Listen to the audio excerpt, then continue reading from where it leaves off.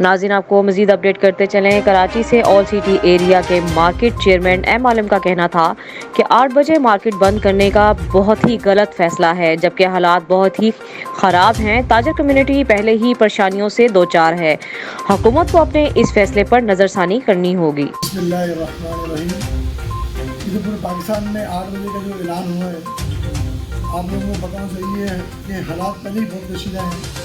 8 بجے جو ہے وہ اگر مارکیٹیں بند کریں گے تو پہلے ہی لوگوں کی روٹین یہ بن گئی کہ مارکیٹیں کھلتی ہیں 12:30۔ ناظرین آپ کو اپڈیٹ کرتے چلیں، کراچی سے ہمارے نمائندہ خصوصی آصف کے مطابق مویشی منڈی کو نادن بائی پاس منتقل کرنے کی وجہ سے بہت سے مسائل کا سامنا کرنا پڑ رہا ہے، عوام کو بھی اور وہاں پر موجود وپاریوں کو بھی، جو کہ دور دراز کے شہروں اور گاؤں سے اپنے مویشی بیچنے آئے ہوئے ہیں۔ وہاں پر ان لوگوں سے بات کرتے ہوئے ان کا کہنا تھا کہ پورا سال ہم ان دنوں کے لیے مویشی تیار کرتے ہیں۔ ایک طرف مہنگائی نے عوام کے خرید قوت پر اثر ڈالا ہے، دوسری طرف مویشی منڈی کا باہر منتقل کرنا اور اس کے لیے یہاں پر سیکیورٹی کا پورا انتظام نہ ہونا اور لوگوں کے ساتھ وارداتیں ہونا، یہ تمام چیزیں اس چیز پر اثر انداز ہو رہی ہیں۔